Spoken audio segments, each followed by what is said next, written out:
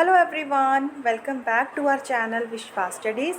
तो स्टूडेंट्स, आज की इस वीडियो में हम लोग क्लास 12th सब्जेक्ट है जी इलेक्टिव इंग्लिश। इसमें जो पोइम है बेटा बॉर्डर गार्ड्स, उसकी समरी बहुत ही इजी लैंग्वेज में डिस्कस करेंगे। उससे पहले अगर आप चैनल पर नए हैं तो चैनल को सब्सक्राइब कर लीजिए ताकि इस तरह की हेल्पफुल वीडियोज़ का नोटिफिकेशन आपको हमेशा मिलता रहे। तो आइए शुरू करते हैं आज की पोइम। तो जो पोइम है बेटा आपकी बॉर्डर गार्ड्स, इसके जो पोइट है वो कौन है? Shiv K Kumar, right. तो जो शिव के कुमार हैं वो एक पोइट भी हैं, नॉवलिस्ट भी हैं, शॉर्ट स्टोरी राइटर भी हैं, प्ले राइट भी हैं, ट्रांसलेटर, क्रिटिक, राइट, एजुकेशनिस्ट भी हैं वो। तो इतनी सी इंफॉर्मेशन है वो आपको पता होना चाहिए, राइट। तो इसके बाद हम शुरू करते हैं समरी। तो ये जो पोइम है बेटा बॉर्डर गार्ड्स, नाम से ही क्लियर है कि जो ये पोइम है वो कहीं ना कहीं सोल्जर्स से जुड़ी हुई है, राइट। तो पोइम में होता क्या है कि जैसे जो बॉर्डर होता है दो कंट्रीज़ का, राइट, यहाँ पे LOC लगी होती है।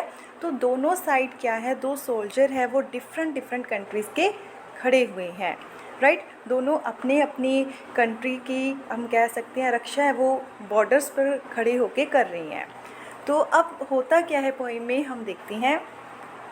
Through the poem border guards, the poet Shiv K Kumar tells the thought of two enemy soldiers sitting across the border fence of two countries.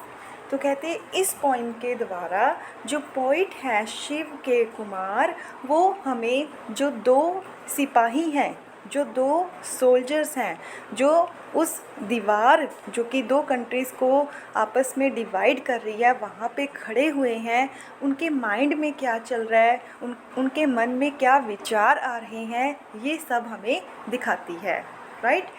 They have been positioned there as enemies by power hungry politicians.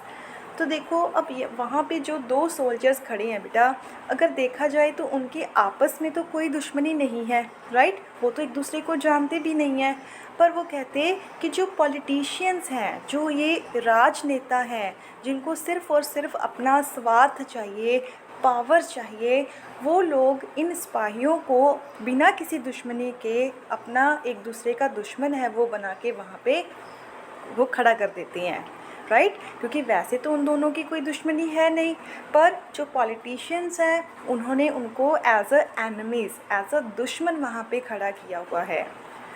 Otherwise they have no personal enmity between them. कहते कि otherwise तो उनमें कोई दुश्मनी है ही नहीं। एनिमिटी means दुश्मनी। The soldiers on the side of the fence is thinking about the soldiers sitting on the other side of the fence. Fence क्या होता है बेटा? दीवार। तो कहता है जो एक साइड का सोल्जर है वो जो दूसरी साइड बैठा हुआ है सोल्जर, उसके बारे में सोच रहा है। The soldier sitting on the other side of the fence is probably weeping while reading a letter. तो कहते कि हुआ क्या कि जो दूसरी साइड सोल्जर बैठा हुआ है उसके रोने की आवाज़ है वो सुनाई दे रही है, और वो रोते हुए क्या कर रहा है, एक लेटर है वो पढ़ रहा है। It might have received from his home. तो ऐसा लग रहा है उस सोल्जर को कि जो सोल्जर रो रहा है, एक लेटर को रीड कर रहा है, वो लेटर कहाँ से आया है? उसके घर से आया है। The soldier on this side of the fans imagines that letter may be having the news of his wife's illness or his son's death. तो वो कहते हैं कि जिस हिसाब से वो सोल्जर्स रो रहा था, इतना दुख में था, तो वो कहता कि कैस कर रहा है कि या तो जो उस लेटर में न्यूज़ है वो उसकी वाइफ की बीमारी के बारे में होगी, या फिर उसका जो बेटा है उसकी डेथ हो गई होगी। इसी वजह से वो सोल्जर है वो उस लेटर को पढ़ के रो रहा है। The soldier is extremely moved by the sorrow of the counterpart. Counter part क्या होता है बेटा? काउंटर पार्ट होता है कि साथी। अब जो सोल्जर है वो दूसरे सोल्जर को रोता हुआ देख के बहुत ही ज़्यादा अपसेट हो जाता है, उसको बुरा लगता है उसके लिए। He is full of love and sympathy for his counter part. तो उसके मन में जो दूसरा सोल्जर रो रहा है उसके लिए सिर्फ़ और सिर्फ प्यार है। सिम्पथी होता है जब कोई दुख में हो, हम अपने आप को, उस दुख को, तकलीफ़ को हम सोच सके कि इस स्टेज पे पर्सन क्या सोच रहा है। तो वो कहता कि उसके मन में उस सोल्जर के लिए सिर्फ़ और सिर्फ क्या है, प्यार है, और उसके दुख को वो अनुभव कर रहा है। He wants to comfort and console him in his grief. तो वो उसको कंसोल क्या होता है बेटा, जैसे कोई तकलीफ़ में हो, हम उससे बात करके उसको शांत करें, उसको हौसला दें, तो वो कंसोल होता है। तो वो अब क्या चाहता है, उस सोल्जर से बात करना चाहता है, उसको चुप कराना चाहता है, राइट, उसको हौसला देना चाहता है, but he can not do so, but वो ये नहीं कर सकता। He consider the other side soldier as his brother. वो उस टाइम पे उस सोल्जर्स को अपना भाई की तरह देख रहा है, but he is helpless, can not do anything for him. But देखो, वो उसके पास जाना चाहता है, उसको चुप कराना चाहता है, उसके दुख को बांटना चाहता है, बट वो ये सब नहीं कर सकता, बिकॉज जो पॉलिटिशियंस हैं उन्होंने वहाँ पे उनको एज अ दुश्मन खड़े किया हुआ है। So in this way the poet brings out the inhumanity of the power hungry leaders and politicians।